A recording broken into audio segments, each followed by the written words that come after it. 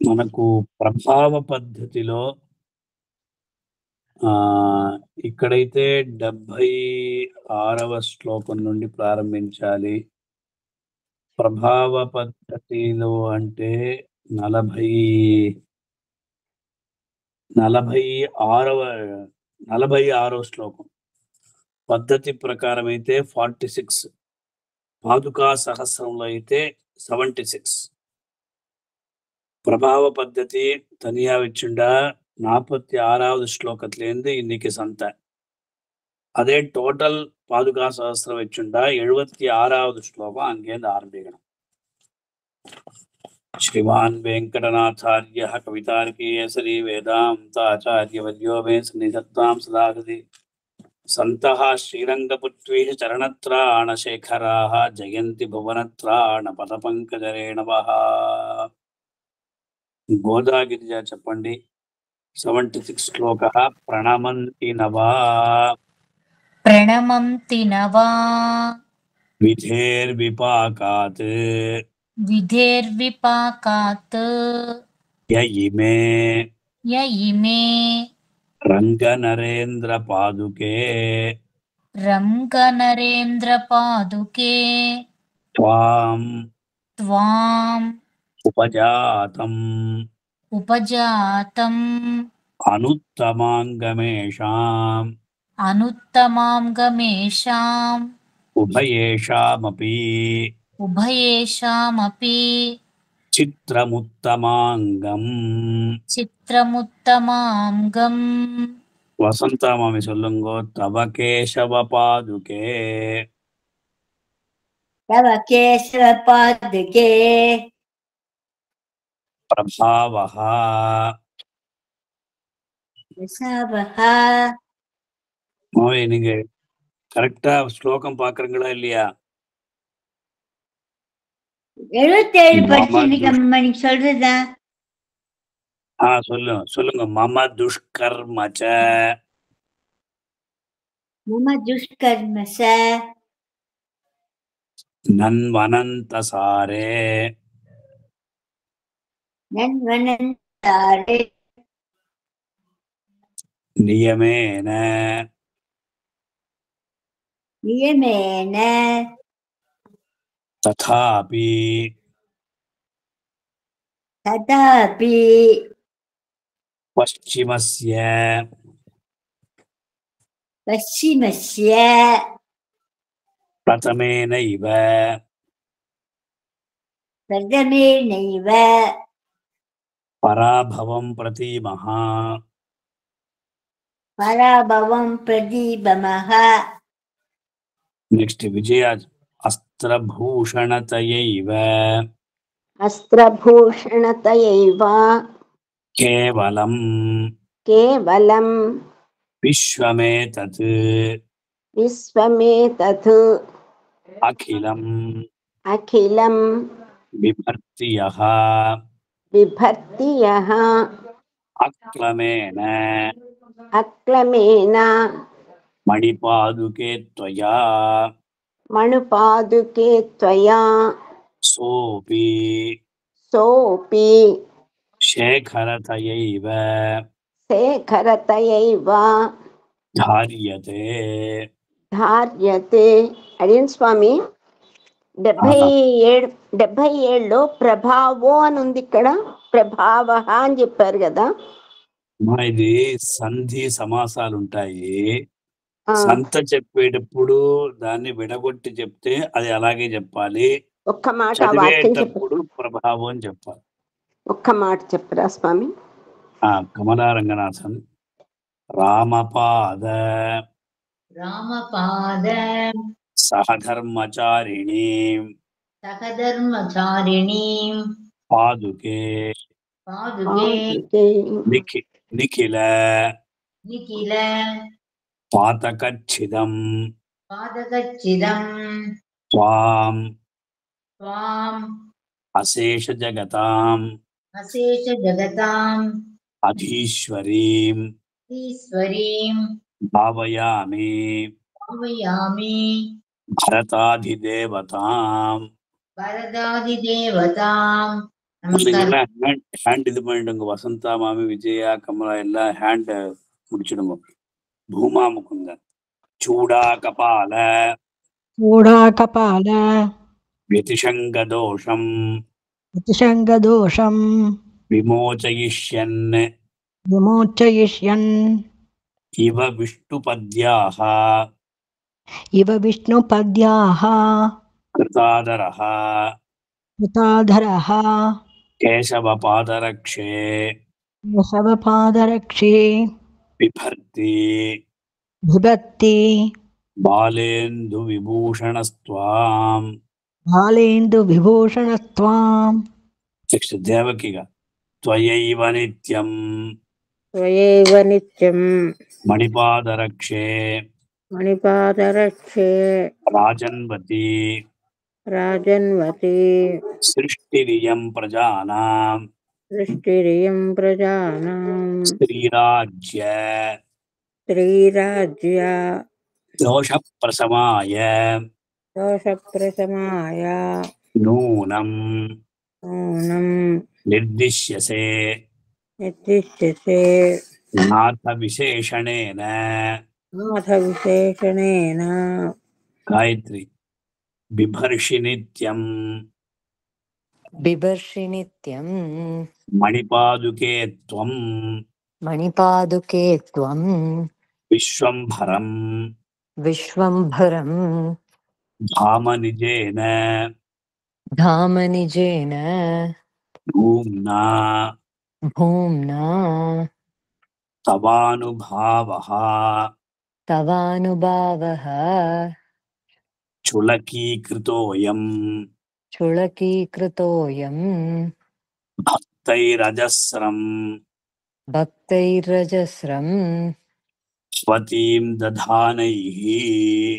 स्वतीं ददानैः सतीश कुमार परस्य पुंसः परस्य पुंसः पदसन्निकर्षे पत्सन्निकर्षे तुल्याधिकाराम् तुल्याधिकारां मणिपादुके त्वाम् मणिपादुके त्वाम् उत्तंसयन्ति उत्तंसयन्ति स्वयमुत्तमाङ्गैः स्वयमुत्तमाङ्गैः शेषासमम् शेषासमम् शेषगरुत्मदाद्याः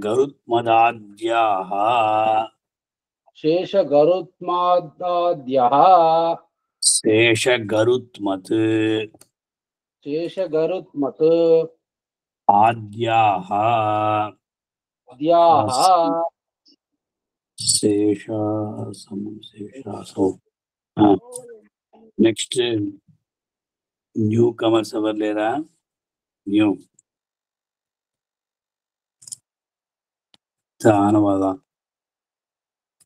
గాయత్రి సురం ముకుంద मुकुन्द పాదాంబుజధారిణి पादाम्बुजधारिणी త్వాం त्वां మోహాత్ मोहात् అనుత్తంసయతాం अनुत्तंसयतां జనానాం जनानां మూర్ధ్ని స్థితా मूर्ध्नि स्थिता దుర్లిపయః दुर्लिपयः భవంతి भवन्ति ప్రశస్త प्रशस्त వర్ణావలయః वर्णावलयः తదీయాః. तदीयाः నెక్స్ట్ సతీష్ కుమార్ గారు చెప్పండి. భూమి శృతీనాం. సతీష్ కుమార్ గారు చెప్తారా? భూ చెప్పండి. భూమిశ్రుతీనాం భువనస్య ధాత్రి భువనస్య ధాత్రీ గుణైరనంత గుణైరనంతా విపులా విభూత్యా విపులా విభూత్యా స్థిరా స్వయం స్థిరా స్వయం పాలయితుం పాలయితుం క్షమానః క్షమానః సర్వం సహా సర్వం సహా శౌరిపదావనిత్వం. శౌరిపదావనిత్వం. ఓకే. కమలా రంగనాథ్. స్థైర్యం స్థైర్యం కులక్షోణిభృతాం కులక్షోణిభృతాం విధత్సే విదత్సే శేషాదయః శేషాదయః త్వాం త్వాం శిరసా వహంతి వహంతి పదప్రసూత పదప్రసూదా పరమస్య పుంసః పరమస్య పుంసః పృథ్వీమహిమ్నా పృథ్వీమహిమ్నా మణిపాదుకే త్వం. మణిపాదుకే త్వం. నెక్స్ట్ భూమాం సులం. దైత్యాదిపానాం దైత్యాదిభపానాం బలినాం కిరీటా బలినాం కిరీటా నిక్షేపణం తే నిక్షేపణం తే యది నాభ్యనందన్ అదినాభ్యనందన్ రంగేశ పాదావని రంగేశపాదావని రంగధామ్నః రంగధామ్నః సోపానతాం ఉపానతాం ప్రాప్య ప్రాప్య వసంత్యమీ త్వాం. యమి త్వాం. విజయ. శేషో గరుత్మాన్ శేషో కరుత్మాన్ మణిపాదపీఠీ మణిపాదపీఠీ త్వం చేతి త్వం చేతి పాదావని పాదావని విశ్వమాన్యాః విశ్వమాన్యాః తుల్యాధికారా తుల్యాధికారా యది కిన్ను సంతః యది కిన్ను సంతః త్వామేవ నిత్యం త్వామేవ నిత్యం శిరసా వహంతి. శిరసా వహంతి. దేవకి గారు. పరస్య పుంసః పరస్య పుంసః పరమం పదం తత్ రమం పదం తత్ బిభర్షి నిత్యం విభర్షి నిత్యం మణిపాదుకే త్వం నిపాదుకే త్వం అన్యాదృశాం అన్యాదృశాం వ్యోమసదాం పదాని వ్యోమసదాం పదాని త్వయ్యాయతంతే త్వయ్యాయతంతే యదిదం న చిత్రం. ఇదం న చిత్రం. సతీష్ కుమార్ గారు ఉన్నారా? వెళ్ళిపోయారా? ఉన్నారా? చెప్పండి. 90. పాదౌ మురారేహే. పాదౌ సతీష్ కుమార్ గారు మీరే. అవునండి. చెప్పండి. పాదౌ మురారేహే పాదౌ మురారేహే శరణం ప్రజానాం శరణం ప్రజానాం తయోః తయోః తదేవాసి తదేవాసి పదావని త్వం పదావని త్వం శరణ్యతాయాః శరణ్యతాః త్వమనన్యరక్షా త్వమనన్యరక్షా సందృశ్యసే సందృశ్యసే విశ్రమ భూమిరేకా. విశ్రమ భూమిరేఖా. కవితార్కే సింహాయ కళ్యాణగుణశాలినే శ్రీమతే వెంకటేశాయ వేదాంత గురవే నమః. మనకు గురుగారు అయ్యా ఒక చిన్న డౌట్. చెప్పండి. ఇప్పుడు ఇక్కడ తయోస్తదేవాసి పదావని అంటాం కదా, ఇది ఎందుకు పెడతారండి మధ్యలో? ఏది ఏది అసి ఒక ఎస్ లాగా 29లో బిభర్షి నిత్యం అనుపాతే త్వం ఆ మధ్యలో ఒక చిహ్నం ఉంది కదా. అది వచ్చి సంబోధనం. ఆహా. పదావని అని చెప్పినప్పుడు సంబోధనం. శౌరి పదావని, మణిపాదుకే, రంగేశ పదావని, పాదావని, అన్ని చోట్ల ఒక ఈ గీత గీసి చుక్క పెడితే దానికి సంబోధనం చేస్తున్నారు అని అర్థం. మీరు అని కదా. ఒక్కొక్క అవునండి. ఇప్పుడు వచ్చి ఒక్కొక్క శ్లోకంలో ఆ పాదుకలను దేశికుల వారు సంబోధన చేస్తున్నారు. అది ఇక్కడ విశేషం. ఆ చిహ్నం అదే. మంచి మంచి క్వశ్చన్ అడిగారు. అందరికి కూడా క్లియర్ అవుతుంది. అవును, ధన్యవాదాలు. ఇప్పుడు విశేషంగా ఒక్కొక్క శ్లోకాలంతా కూడా పాదుకుల యొక్క మహిమను తెలియజేస్తున్నాయి. అందులో మనం అనుకున్నట్టు 77వ శ్లోకం అంటే 47వ శ్లోకం, తవ కేశవ పాదుకే ప్రభావో మమ దుష్కర్మచనన్ అనంతసారే నియమేన తథాపి పశ్చిమస్య ప్రథమేనైవ పరాభవం ప్రతీమః అనే శ్లోకం. ఇక్కడ పాదుకల యొక్క ప్రభావం అనేది మన యొక్క పాపాన్ని ప్రతిఘటిస్తుంది అని చెప్తున్నారు. అంటే పాపాన్ని ప్రతిఘటించడం అంటే కేశవుడు అని చెప్తా భగవంతుడు. తవ కేశవ పాదుకే అన్నప్పుడు కేశవాయ నమః అని చెప్పి ప్రయాణాన్ని ప్రారంభించాలన్నమాట. ఇక్కడ రంగనాథుని పాదుకే కదా, ఎందుకు కేశవ పాదుకే అన్నారంటే అన్నీయు అతనే. కేశవనామ, నారాయణనామ అంతా రంగనాథుడే. అంచేత కేశవ పాదుకే ప్రభావ మమ దుష్కర్మచ నన్ను అనంతసారే అన్నప్పుడు ఆ మానసమైనటువంటి పాపం, వాచికమైనటువంటి పాపం, కర్మచేత కలిగినటువంటి పాపం, ఇవి అన్నీ కూడా కేశవ స్మరణంతో పోతుంది. అందువల్ల కేశవ పాదుకోపాసన చేస్తే ఆ పాదుకా శక్తికి ఆ పాపం అనేది బలి అవుతుందట. అందువల్ల దేశికుల వారు ఈ శ్లోకంలో అందరూ పాదుకలని ఆశ్రయించండి, మీ పాపములను పోగొట్టుకోండి, ఆ పాదుక యొక్క శక్తికి పాపం బలి అయిపోతుంది అన్నారు. இந்த ஸ்லோகத்துல ரொம்ப ஆச்சரியமா சுவாமி தேசிகன் கேசவ பாதுகை அப்படின்ட்டார். ரங்கநாத பாதுகைன்னு தான் சொல்லணும். ஏன் கேசவ பாதுகைன்னு சொன்னார்னா கேசவ சப்தத்துக்கு அவ்வளவு ஒரு ஏற்றம் உண்டு.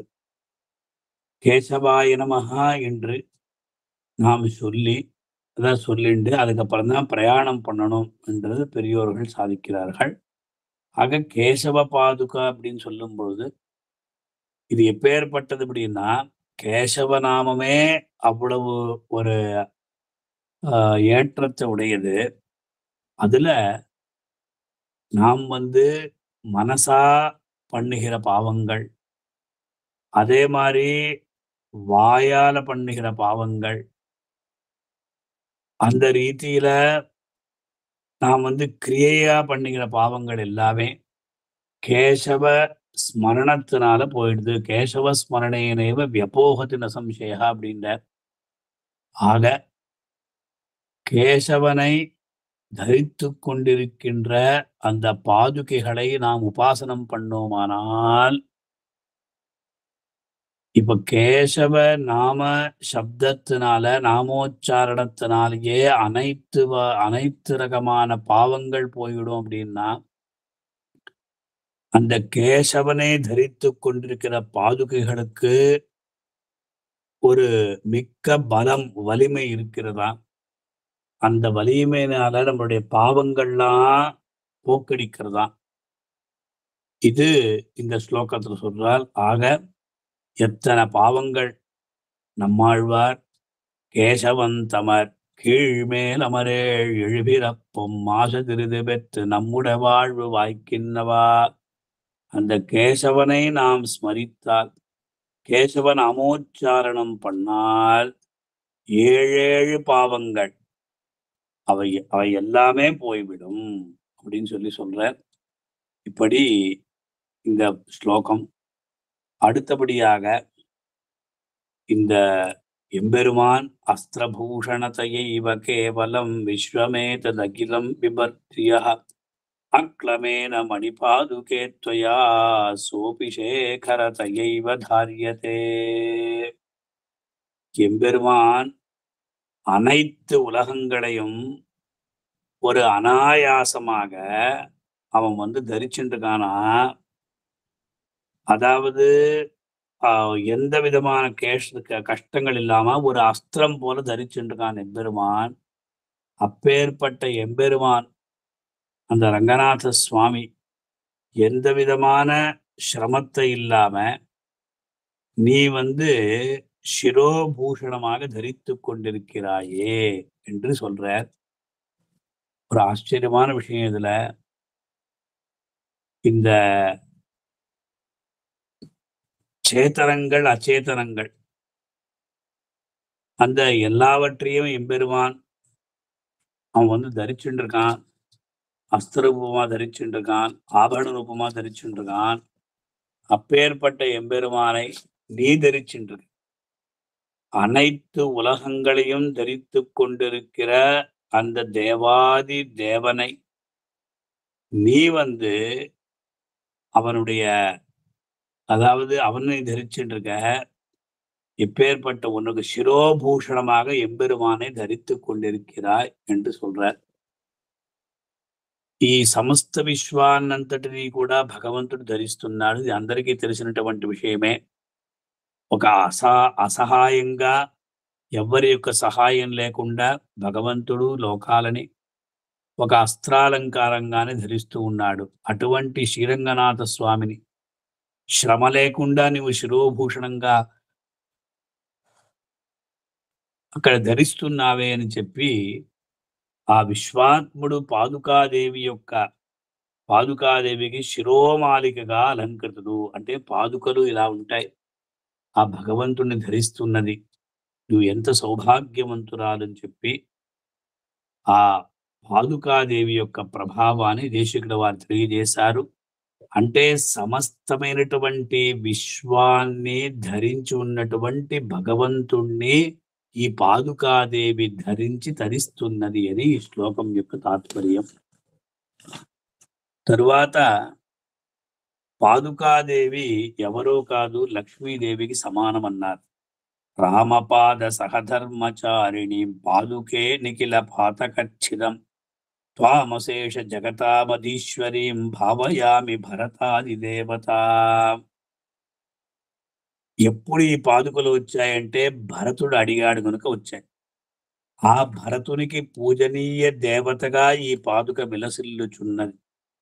అందువల్ల శ్రీరామ ప్రభు పాదాలకు సహధర్మచారిణిగా, సకల పాపహరిణిగా, సమస్త లోకాలకు నియంత్రిణీటువంటి లక్ష్మీదేవిగా నన్ను భావిస్తున్నాను, ధ్యానిస్తున్నాను అని ఈ అమ్మవారితో ఈ పాదుకాదేవికి సామ్యాన్ని விதேசிகள வாரி ఇక్కడ తెలియజేస్తున్నారు. இந்த ஸ்லோகத்துல அந்த பரதாழ்வான் கேட்டான், ராமன் கொடுத்தான்.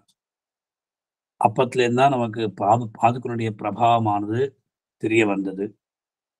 இதுல அந்த ராம பாதுகைகளுக்கு அந்த பாதங்களுக்கு சகதர்மச்சாரணியா, எல்லா விதமான பாவங்களையும் போக்கடிக்கக்கூடியதா, எல்லா உலகங்களுக்கும் நியந்திரியணையா இருக்கின்ற மகாலட்சுமிக்கு சமமாக பாதுகாதேவியை தியானம் பண்றார் சுவாமி தேசிகன்.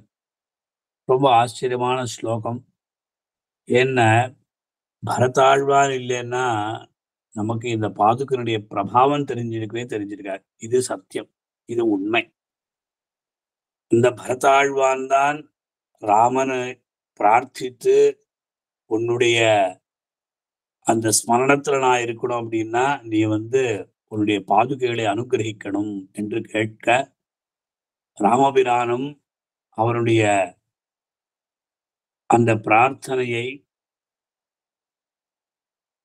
ஏற்றுக்கொண்டு இந்த மாதிரி அந்த பாதுகையை அனுகிரகித்தான். இந்த பாதுகை யாரோ, இந்த பாதுகாதேவி யாரோ இல்லை, சாட்சாத் மகாலட்சுமியாக தான் இங்க தோன்றுகிறாள் என்று இந்த ஸ்லோகத்தினுடைய பொருள். துவாமசேஷ ஜகதாம் அதீஸ்வரீம் பாவயாமி பரதாதி தேவதாம் அப்படின்னு சொல்லி சாதிக்கிறார். அடுத்த கிளாஸ்ல பார்க்கலாம். கவிதார்கி சிம்ஹாய கல்யாண உலகாலினி ஸ்ரீமதே வெங்கடேஷாய வேதாந்த குரவே நமः. நமஸ்காரம் ரொம்ப நன்றி சுவாமி, ரொம்ப ரொம்ப நன்றி. நமஸ்காரம்.